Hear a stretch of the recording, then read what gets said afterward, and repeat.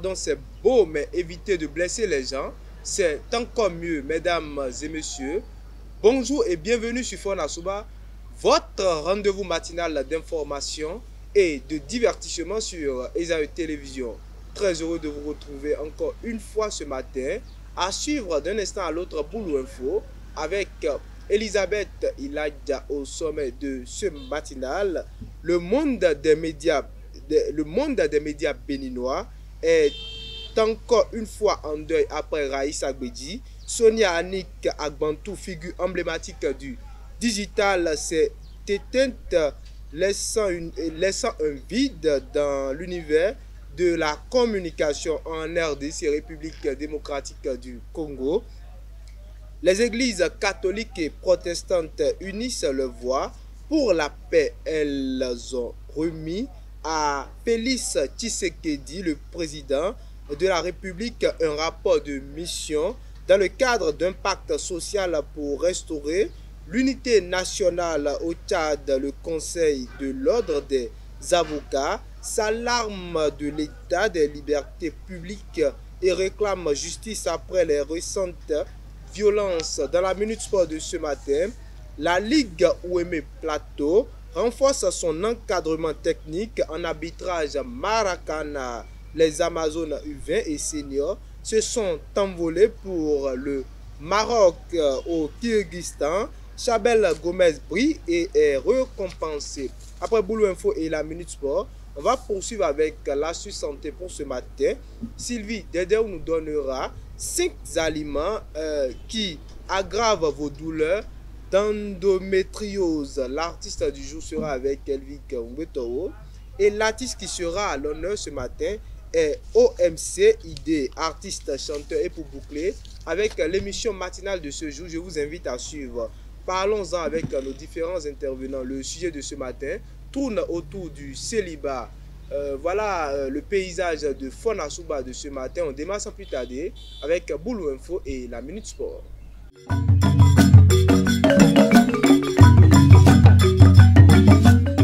Boulou Info, c'est avec vous Elisabeth Iladja. Bonjour. Bonjour Mouitine. Bonjour à toutes et à tous et bienvenue dans Boulou Info. Sonia Annick Agbantou, fondatrice de la chaîne en ligne Sonia TV, n'est plus. Journaliste et animatrice reconnue, elle a marqué les esprits à Radio Tokpa sur la chaîne nationale et dans l'univers digital où elle fut pionnière du vlogging au Bénin. En attendant de connaître les circonstances autant pour moi de son décès, ses proches et admirateurs lui rendent hommage sur les réseaux sociaux.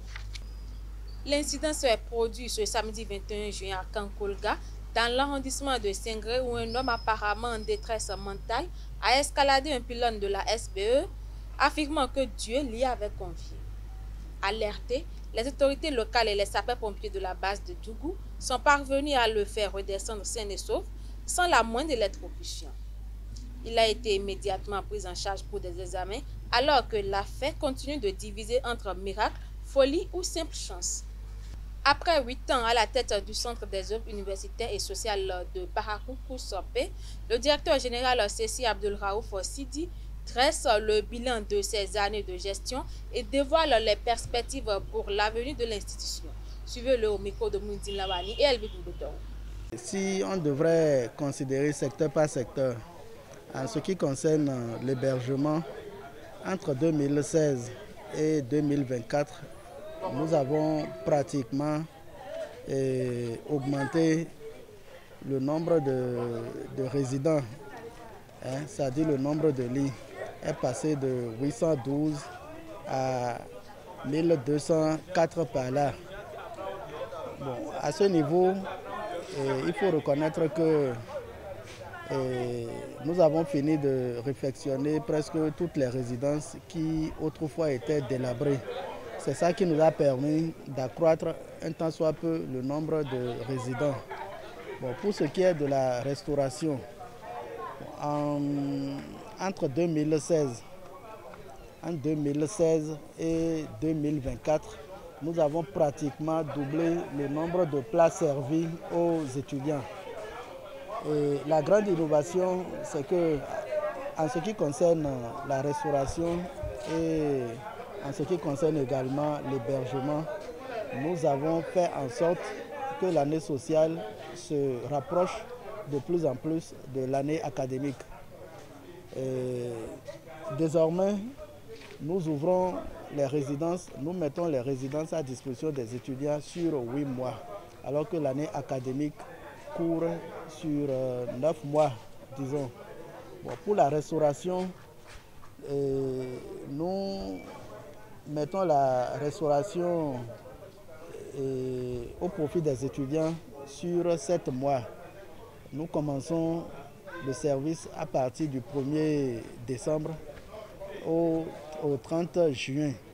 Donc sur 7 mois, nos restaurants sont ouverts. Bon, pour ce qui est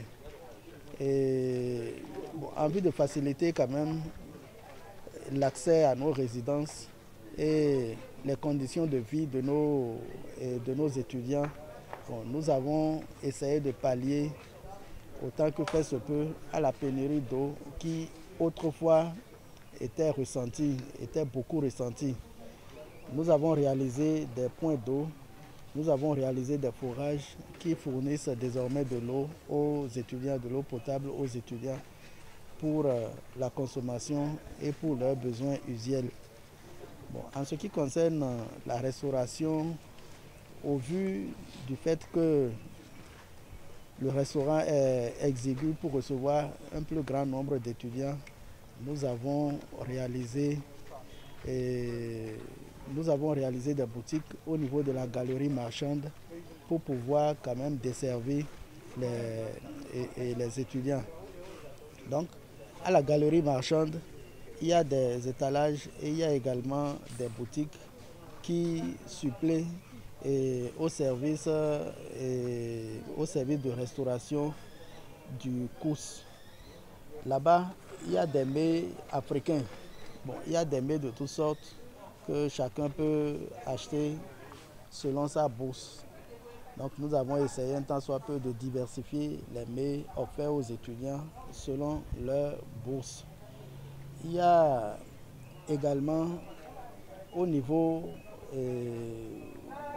des activités artistiques, culturelles et sportives, nous avons essayé de rendre fluide l'exécution des activités à travers l'application de l'arrêté gouvernemental interministériel qui organise le financement des organisations estudiantines.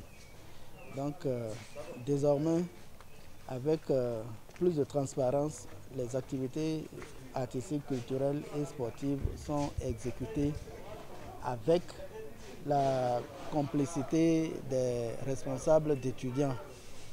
C'est eux qui sont en amont, c'est eux qui choisissent les activités pertinentes que nous essayons d'appuyer à travers le financement. Donc voilà autant de choses que nous avons pu réaliser quand même en 8 ans pour rendre la vie estudiantine un peu plus aisée, pour accompagner nos apprenants dans leur cursus et pourquoi pas au cours de leur séjour dans l'univers universitaire. Il faut saluer la clairvoyance du gouvernement qui a entrepris des réformes tant au niveau du transport, au niveau de la restauration qu'au niveau de l'hébergement. Le souci du gouvernement, c'est de faire profiter un plus grand nombre d'étudiants des œuvres universitaires. Et en ce sens, il y a un souci de construction de restaurants modernes pour accueillir un plus grand nombre d'étudiants. Bon, pour ce qui est du transport, à la rentrée prochaine, il y a de fortes chances que le transport commence à l'université de Parakou. Autrefois, ce service n'existait pas. Mais à partir de la rentrée prochaine, il y a de fortes chances que le transport d'étudiants soit une réalité.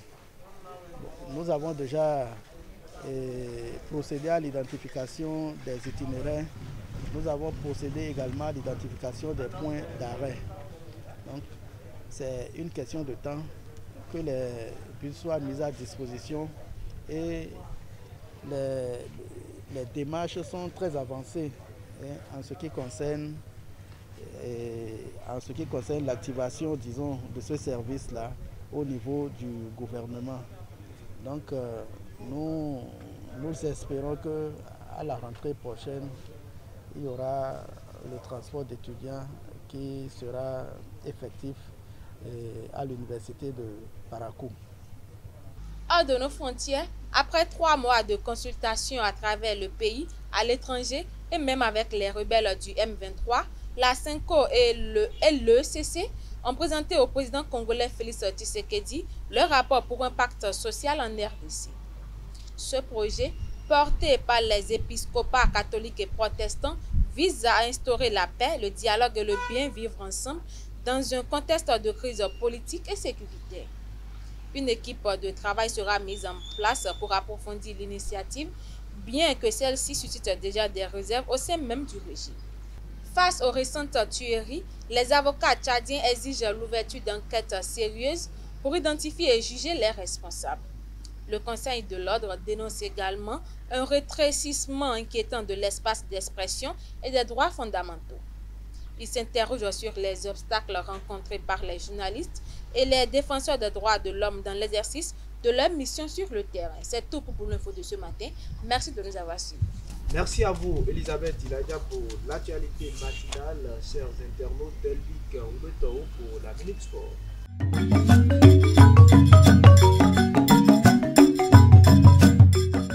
Que peut-on retenir en sport, Elvic Oubetao? Bonjour. Bonjour, Moïdine Lawan. Amis internautes des Zéro Télévision, bonjour. Le dimanche 22 juin 2025, au stade Omnisport d'Aéré de Poubet, 27 arbitres stagiaires de la Ligue Ouémé Plateau ont reçu leurs attestations de fin de formation en arbitrage de Maracana. Cette cérémonie s'est déroulée en marge de la phase départementale du championnat national sous la supervision de M. Mariano Monchor, président de la commission des juges et officiels techniques. Assez sur la maîtrise des 14 lois du jeu, cette formation vise à professionnaliser l'arbitrage et à garantir un encadrement technique de qualité. Les Guépards entrent en lice le 13 juillet. Tout le programme du premier tour est connu. Du 10 au 23 juin 2025 aura lieu au Ghana la 3e édition de la Coupe des Nations UFOA à U20 garçons. À quelques jours du coup d'envoi de la compétition, l'institution sous-régionale a publié le calendrier des matchs après le tirage au sort effectué le 20 juin dernier. Logés dans le groupe A avec le Ghana et le Nigeria, les Guépards U20 vont livrer leur premier match contre le Nigeria le 13 juillet avant d'enchaîner face au pays hôte le Ghana le 16 juillet. Toutes les rencontres se joueront à Pram-Pram sur les pelouses autant pour moi 1 et 2 du centre technique de la Fédération ghanéenne de football. Après quelques jours d'entraînement à Cotonou, les sélections nationales féminines seniors et U20 du Bénin se sont envolées au petit matin du lundi 23 juin 2025 en direction du Maroc. Ce voyage entre dans le cadre des préparatifs des prochaines échéances de ces deux équipes. La sélection senior prépare le second tour des éliminatoires de la CAN féminine 2026 qui arrive en octobre prochain face au Nigeria. Les Amazones U20 de leur côté s'activent pour le deuxième tour des éliminatoires de la Coupe du monde féminine U20 2026 qui va les opposer à la Guinée en septembre prochain. Au cours de cette expédition marocaine, les U20 béninoises vont jouer 2 matchs amicaux en aller-retour face à leurs homologues du Maroc. La sélection senior disputera également 2 rencontres amicales. Les 2 sélections sont dirigées par le sélectionneur Abdoulaye Ouzérou. Et pour boucler la Minute Sport, auteur d'un but ce dimanche 22 juin, lors de la victoire 3 buts à 1 de Muras United face à Oshmoa A, Chabel Gomez a été élu homme du match pour la première fois sous ses nouvelles couleurs au Kyrgyzstan. Il porte ainsi son total à 3 buts en 11 apparitions avec le club Kiz. C'est tout pour la Minute Sport. Merci à vous également, Elvic Oubetao, pour l'actualité sportive de ce matin, chers internautes.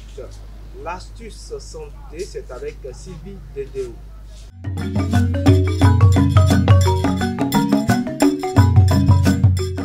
L'astuce santé, c'est avec vous, Sylvie Dedeo. Bonjour. Boudine Lavani, bonjour. Amis internautes de Zaï Télévision, bonjour et bienvenue sur la rubrique Astuces Santé. Aujourd'hui, nous parlerons des 5 aliments qui aggravent vos douleurs d'endométriose. L'objectif est de réduire les douleurs liées à l'endométriose par une alimentation adaptée en évitant certains aliments inflammatoires qui peuvent aggraver les symptômes. Contexte médical.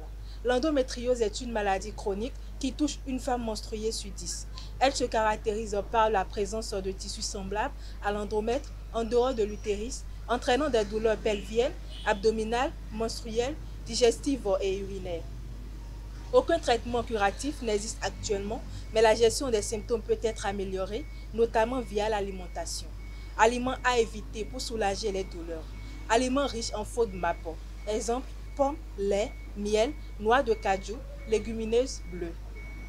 Ces glucides mal absorbés provoquent ballonnement, gaz et inflammation intestinale. Produits contenant du lactose et du gluten. Ce sont des agents pro-inflammatoires qui peuvent empirer les douleurs chez certaines femmes. Gras, trans, huile industrielle, aliments frits fast-food, connus pour favoriser l'inflammation dans tout le corps. Viande rouge, peut accentuer les douleurs et déséquilibrer les hormones impliquées dans l'endométriose. Alcool, aggrave l'inflammation et perturbe la production d'oestrogènes, ce qui est problématique dans le contexte hormonal de la maladie. Précision d'experts. Le docteur Daniel Jean souligne qu'il n'y a pas de régime unique pour toutes les femmes atteintes. Certaines peuvent tolérer le gluten, d'autres non. Il est important de tester individuellement les réactions. Traitement disponible pour soulager les symptômes. Médicaments. Anti-inflammatoires, non-stéroïdiens, antalgiques. Méthode hormonale. Pilule stérilée hormonale, implant anovaginal, non adapté à celles qui veulent concevoir. Chirurgie pour retirer les lésions et tissus endométriosiques dans certains cas graves. Adopter une alimentation anti-inflammatoire personnalisée peut jouer un rôle complémentaire essentiel dans la gestion de l'endométriose en réduisant l'intensité et la fréquence des douleurs. C'est tout pour l'astuce santé de ce matin. Prenez soin de vous et à la prochaine. Merci à vous, Sylvie Dedeo, pour l'astuce santé. Chers internautes, Elvic Ngweto, une fois encore pour l'artiste du jour.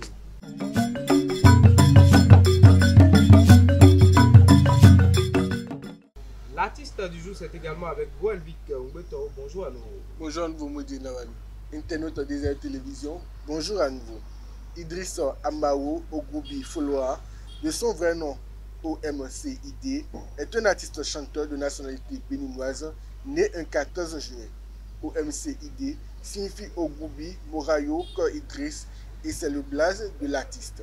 Féru incontestable de la musique, depuis le bas âge, l'artiste a décidé de percer cet univers de star en entamant sa carrière artistique à partir de 2003. Rappeur influent, de par ses textes poignants, son flow percutant, ses punchlines ingénieuses, il réussit à accrocher sans omettre des thématiques d'intérêt public. OMCID a acquis un maximum d'expérience qui lui a permis de créer son propre label Making Music Market, son studio Making Music Record et sort officiellement son premier album en 2013 sous le titre Ferme les yeux et imagine, un opus de 15 morceaux qui a bénéficié des empreintes vocales de plusieurs artistes influents de la capitale économique. Juste après ce lancement, l'artiste rappeur OMCID a mis une pause stratégique à sa carrière artistique pour se concentrer sur d'autres affaires. De 2013 à 2017, l'artiste a gravi bon nombre d'échelons, ce qui l'a d'ailleurs poussé à créer sa propre marque de vêtements avec le nom de son label 3M.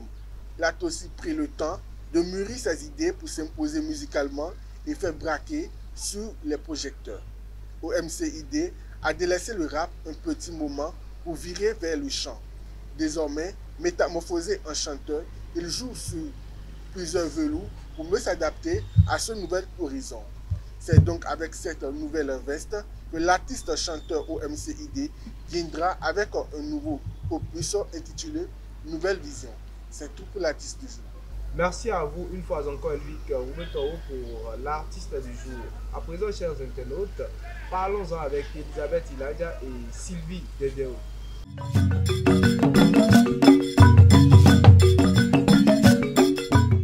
Comme annoncé à l'entame, Fonasuba de ce matin tourne autour du célibat et le sujet est le suivant. Le célibat est-il un échec social ou un choix personnel? Elisabeth Iladja, bonjour. Bonjour à nouveau. Bonjour à nouveau Elisabeth Iladja. Bonjour Midi. Voilà. Bonjour à nouveau à vous également Sylvie Dedeo. Bonjour Midi. Alors, le décor ainsi planté, Sylvie Dedeo, on rebondit directement sur le sujet, le célibat. Est-il un échec social ou un choix personnel? Bon, pour moi, je crois que c'est un choix personnel. Vous pensez que le célibat, être célibataire, c'est un choix personnel? Elisabeth Iladja. Pour moi, je crois que le célibat est prolongé et est un signe d'échec social. D'accord, il y a le célibat pour vous et il y a également ce qu'on appelle le célibat prolongé. Expliquez. Bon, le célibat peut-être une fille de 20 ans, un garçon de 25 ans, 23 ans, et un célibataire peut-être, et ça lui peut décider d'être célibataire en tout cas, en étant la bonne personne. Mais à partir de 30 ans, c'est prolongé en fait. À partir de 30 ans, c'est tout engagement, pas choix. À partir de 30 ans, c'est prolongé. C'est prolongé. D'accord. Sylvie dit ce matin que le célibat est un choix personnel. Pourquoi? Je crois que bon, chaque personne est libre de décider s'il doit se mettre en couple, en tout cas, ou se mettre en relation, ou être célibataire en fait. Et déjà, quand on parle de célibat seulement, c'est pas le fait de ne pas être en relation avec quelqu'un. Le célibat, par exemple, c'est comme je ne suis pas mariée. Parce que dans les régimes matrimoniaux, par exemple, je suppose que bon, je veux remplir une fiche, il y a célibataire, marié, en tout cas ou divorcé. Donc, tant que je n'ai pas la bague au doigt, par exemple, je mets célibataire parce que bon, je n'ai pas la bague au doigt. Et là, je crois que c'est un choix personnel. Je suppose que je suis en relation avec quelqu'un depuis plusieurs années qui ne me légalise pas. Je suis libre de m'en aller ou pas. Mais si je reste là et que je suis toujours célibataire, alors je crois que c'est un choix que j'ai décidé d'assumer moi-même. Moi, je crois que c'est vraiment ici d'échec social. Maintenant, quand on parle de la société se fiche un peu de nos choix personnels en fait. Peu importe le choix que tu fais, la société se fiche de ça. La société Pas totalement. te critique et d'une manière vraiment que toi, tu peux même pas imaginer. Si peut-être par exemple maintenant, j'ai peut-être, disons que j'ai peut-être 30 ans par exemple, et que on a une réunion de famille, que j'ai une petite soeur peut-être qui a 24 ans ou 25 ans, et puis elle est mariée, elle vit sous le toit d'un homme. Mais même si je suis riche, n'importe comment, et à la réunion de famille, on accordera un peu plus de respect à ma soeur en fait. Parce qu'on dirait que bon, elle est stable, pas financièrement. Pas financièrement. Elle est stable et que bon, elle a peut-être ses mois, elle dit, sur ce sujet même. Alors que moi, ils vont dire que bon, voilà, moi, et je suis encore comme, je sais pas trop, comme une petite fille en fait. Alors qu'en réalité, je suis plus sage qu'elle. Donc en réalité, peu importe les choix personnels, je crois que la société est un peu imputable.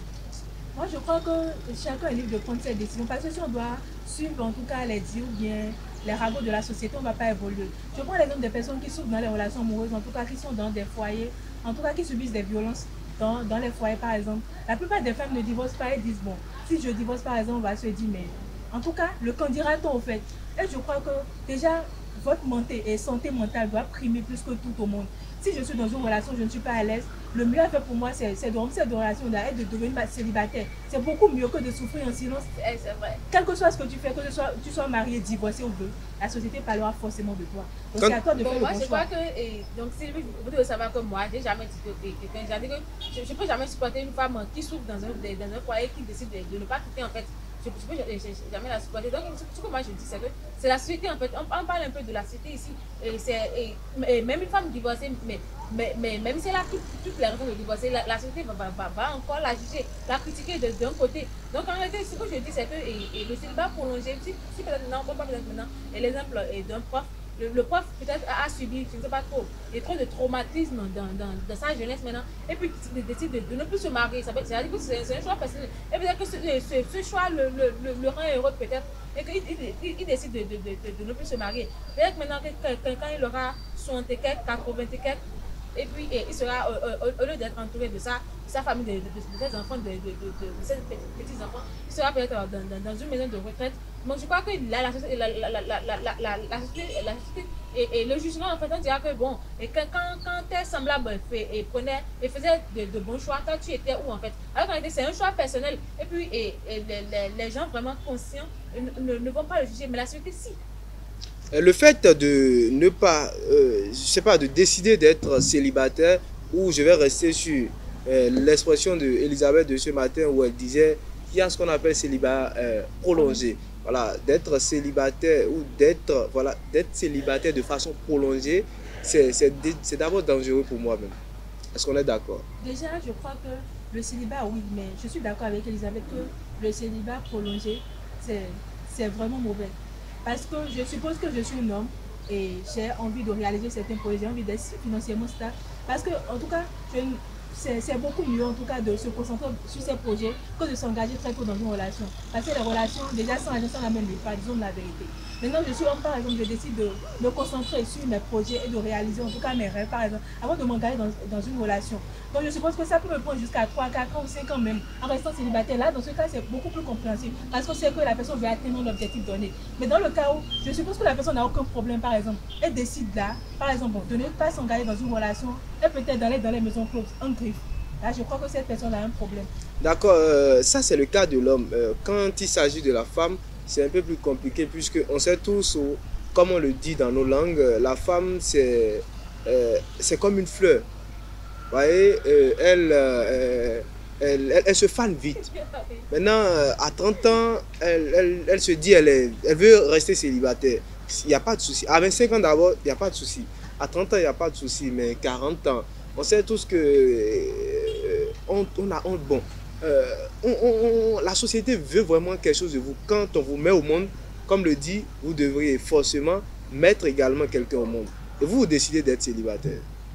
Bon, c'est comme je vous l'avais déjà dit avant, et mon premier exemple, c'est-à-dire que même à 25 ans, à 24 ans même, et les parents vont commencer à te dire que si tu n'as pas de copain, c'est-à-dire que tu n'as amené personne à la maison, les parents vont commencer à te dire que toi, on ne peut pas ton copain, tu vas pas l'amener à la maison. Ça commence déjà à 24 ans, 25 ans, 26 ans, peut-être. Et puis jusqu'à ça va à 27 ans, 28 ans, 29 ans, comme ça là. Ça devient un peu un problème. On te demande, mais tu n'as personne, tu sois avec personne. C'est-à-dire qu'on s'attend à ce que, bon, toi aussi, tu te cases en fait, mais tu es là, tu ne fais rien. Peut-être que la fille, par exemple, maintenant, ne veut pas s'engager parce que peut-être que la vie de célibataire est si plaît dans la vie de célibataire. Alors qu'en réalité, la société s'attend à ce que tu t'engages en fait, tu sois un peu plus stable que ça. Mais la personne ne le fait rien. 30 ans, 35 ans, 40 ans, 45 ans. Je crois qu'à 45 ans, je ne sais pas trop s'il y a encore d'espoir en fait. Oui, 45 ans, on peut encore tout recoller, hein, tant que... bon, je ne vais pas venir là. Et Sylvie, on parle toujours des femmes. Quand c'est prolongé, je dirais que c'est un peu plus compliqué. Mais vous pensez que c'est un choix personnel. Parfois, est-ce qu'il ne faut pas accepter que c'est un échec? Voilà, social. Je viens, et Elisabeth, ma question n'est pas encore tombée. Voilà, ça peut parfois être un échec puisque on se dit que quand on est jeune, les femmes, surtout quand elles sont jeunes, elles se disent j'ai le temps de choisir. Vous voyez, je veux la bonne. Je veux choisir la meilleure personne. Je veux ci, je veux ça. Je veux un gars élancé. Je veux quelqu'un qui n'a pas une large bouche. Je veux ci, je veux ça. Je veux tel caractère. Mais au final, on se dit, à 40 ans, il n'y a personne. Tu vois, j'ai testé tous les hommes qui existent, mais je n'ai toujours pas encore eu le prince charmant que je veux. Mais à 40 ans, on se dit, voilà, c'est un échec. Le temps est passé. C'est bien possible de trouver encore son âme sur la 40 ans, c'est pas encore très tard. Bon, il y a certains qui sont mariés à 40 ans. Ok, à 40 ans, on continue de chercher. Mais vous voyez, pour les femmes, c'est très compliqué pour une femme, par exemple, de rester célibataire tant qu'elle n'a pas subi de traumatisme ou bien, en tout cas, qu'elle ait subi une déception réellement. Parce que les femmes sont quelqu'un qui sont très sensibles, elles aiment un peu d'attention, en tout cas. Vous pensez... Vous êtes resté dans quel quartier? Vous avez grandi dans quel quartier? Vous n'avez jamais vu les tatas ou... Bon, chez nous, on les appelle j'ai oublié, les sœurs Ouiomé, voilà. C'est bon.